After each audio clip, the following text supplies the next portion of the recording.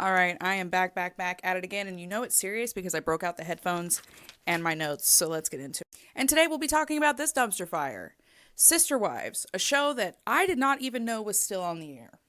I thought for sure this got canceled. It might be canceled now, considering, it's, Anyway, Sister Wives. I used to watch this show years and years and years ago. It's the story of this asshole Cody and his four dipsy wives. And it's a dumpster fire. When I watched it ages and ages and ages ago, literally over a decade ago, I thought, wow, this is terrible, and these people are really dumb. It hasn't gotten better.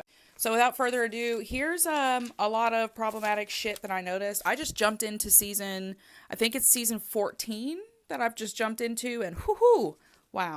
Okay, first of all, number one off the top, huge, the glaringly obvious mastodon in the room. It's way bigger than an elephant.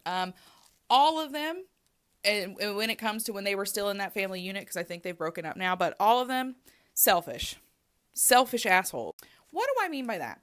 I mean that they're stupid, ridiculous, petty 16-year-old relationship problems.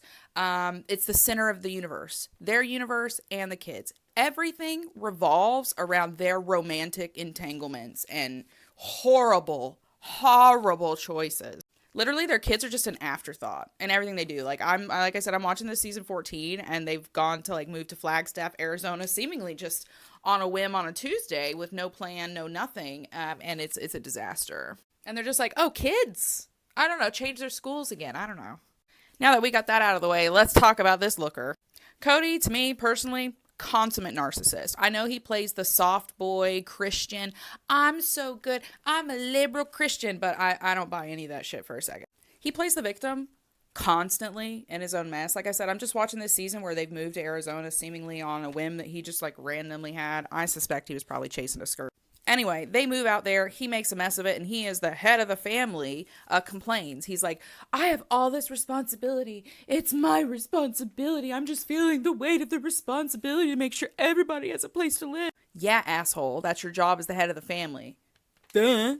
He's highly manipulative as well. I've noticed that when people don't agree with him, what he does is he will basically throw a word salad. He starts talking a lot, and then he'll slip manipulative stuff in there. Like, you agree with me, don't you? And he catches people off guard. They're like, what? No. Super manipulative, but not even good. Just like a bad used car salesman. He's gross. He's got a desperate need for an audience. He needs, as many people as possible telling him how good he is at all times. And you see it in these weird scenes where he finds random guys off the street where he's like, you want to come and see the house I'm building? Isn't it good? Isn't it cool? No one talks to me. He goes straight to discard mode when he doesn't get his way, and especially at this point in this season 14. Like when everybody's like, yeah, we don't want to live in one giant house together because we've done that and it's a disaster and it's terrible and you're terrible and we all actually really hate each other. He basically just if you won't give me my house, then I don't think I want to do plural marriage anymore. He's literally like a giant walking idiotic toddler. And he makes hurtful statements as well. Like he's looking at the camera being like, I think I have to rethink all of this. Like saying nasty stuff, basically saying I'm going to divorce and leave everybody. But he's gross. He's dismissive of their kids. He treats them like objects. There's this horrible scene where he tries to force one of their clearly neurodivergent children into riding a bicycle, and this kid is having a real hard time with it. He just doesn't care. He's like, this kid will ride a bike because I need to do this performance on camera. Gross. The way he talks about Christine as well versus his other wives is also disgusting. He says, he's like, Christine is royalty, and then he's just like, and that's Janelle. What?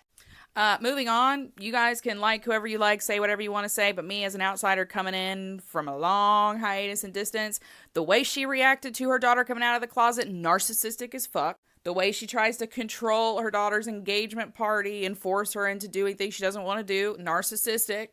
She's also very highly manipulative. I think she plays the victim a lot. I think there's a covert narcissism at play here. Don't like it. Christine also says this really horrible thing as well, where she I don't even think she realized how horrible it was, where she goes, we, talking about her sister wives and their husband, we need to live in our truth. And if that means not being around our kids, then that's what it means. Literally talking about leaving a bunch of their kids in Vegas so that they can just move on a whim to Arizona, which is a disaster, by the way. And they just leave a couple of their kids high and dry, and their kids are even like, yeah, Wish you wouldn't have moved. I was just about to start college, but, thanks. Anyway, it just shows how self centered they are and how their adult romantic relationships take priority over the kids. There's a lot of Freudian slips. Like Janelle talks about when they're all living under the roof, and she's like, yeah, Mary wouldn't even allow the kids in her space. Like the kids weren't allowed to walk through her space, and we weren't allowed to walk through her space and interrupt her calm. And like, I get your other sister wives and stuff, but it just seemed like it was not a friendly environment. It seems like it's never been a friendly environment. Also, I don't know if you caught this one, but the moms, when it comes to them all living together, they don't want to do it. But they are, they want to perform for the camera. And also they're too scared of their husband, for the most part, to say like, hell no, not happening. So all of the moms, instead of being honest, I think just one of them, Christine, is pretty honest about it. But all the other moms are like, no, it's the kids. It's the kids. The kids don't want to live together. And then sure enough, the camera guys get the kids on camera by themselves. The kids are like, we wish we could all live together, but our parents basically just all hate each other. Anyway, the biggest problem to me is how traumatizing and awful they've been to their kids, essentially. Because they want to live like dirty, nasty little 16-year-olds with their stupid, petty, ridiculous, performative, twisted relationships. They have made their children vulnerable. They've made their children vulnerable to codependent relationships, to one-sided, imbalanced partnerships, to abusive relationships, because what have they learned? They've learned to perform in relationships. They've learned that relationships have to consume them. They've learned that they have to cater to a partner. They've learned a ton of terrible, terrible, terrible relationships. So sincerely, I hope their children have had access to lots and lots of therapy to recover from whatever the hell this was. Dumpster fire!